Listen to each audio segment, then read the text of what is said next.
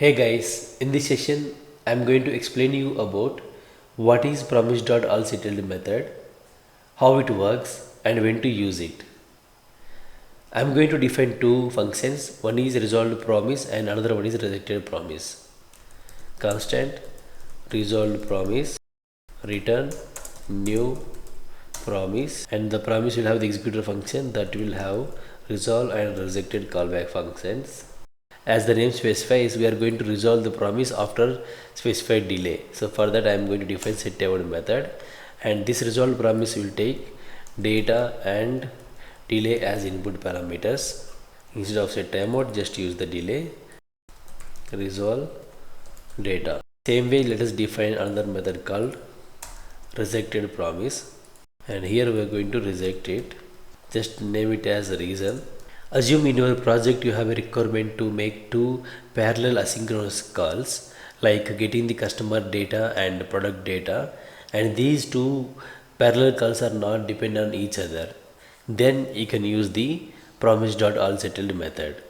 Before that, let's make a successful calls to get the product data and customer data. So constant customer promise equal to resolved promise, and we are going to pass data as like customer data, and here you can pass object or anything. Just I am passing customer data string to explain this, and delay I am going to pass 2000 milliseconds. And the same way, let's make another call to get the product data. So it should be product promise and it should be product data. And now let's use the promise.allSettled method. So promise.allSettled. The promise.allSettled will take the an iterable such as array. So it will take the array of promises. So customer promise and product promise. Let us assign this to some variable constant status promises, and let us print it what we are going to get. So console.log save, just open the console. So there you go, we got the promise and status, you can see pending promise. So this promise.allSettled method returns a promise that resolves after all the given promises are either fulfilled or rejected. So the promise.allSettled method will take the array of promises and it returns the pending promise. So you can see that pending promise, and if you open you can see that fulfilled, and it is having the promise result. Two values it will have. First one is having the status fulfilled and value customer data, and the second one is status fulfilled and value product data. So let us consume it. Status.promises dot then, so it is going to give array of values. So console.log, if you print now status, so now when you refresh you can see that promise pending state, and after 2 seconds and this will be printed. So this console log statement will be printed after 2 seconds because we are passing the 2-second delay. And then we can see that first object status fulfilled and customer data, and second object is having the status fulfilled and custom product data. If you observe the result, you can see that at the 0 index we have the customer data, and at the index of the 1 we have the product data.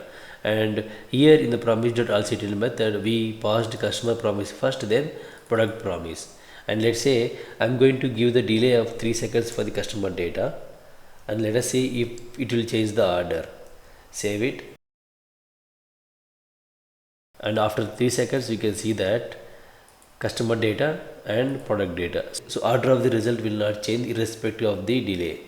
So let us see the scenario 2, and this time we have one resolved promise which is getting the customer data and one rejected promise.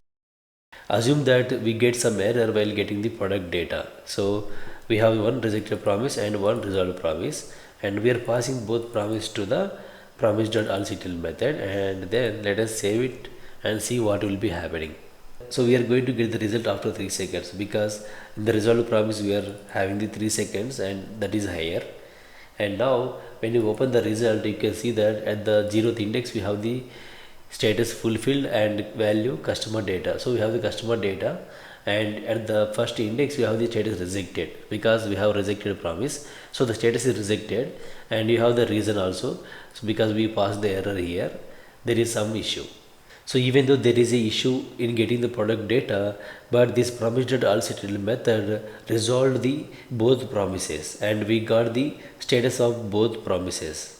So using the status, we can show the data and you can do some modifications, and also you can show some custom error message. In the first scenario, we have two resolved promises, and second scenario we have the one resolved and one rejected, and third scenario let us have the two rejected promises. Let's just pass some error and just make it delay both 3000, and the delay doesn't matter, so whichever higher it takes that. Here you can see that even though both promises are rejected, still this promise.allSettled method resolved it, and you can have this status. So status rejected and status rejected. So irrespective of the promise is fulfilled or rejected, this promise.allSettled is going to resolve them, and it is going to give the status of both promises, and it is going to give the reasons also. Like if it is error, it is going to give the error message, and if it is data, it is going to give the data.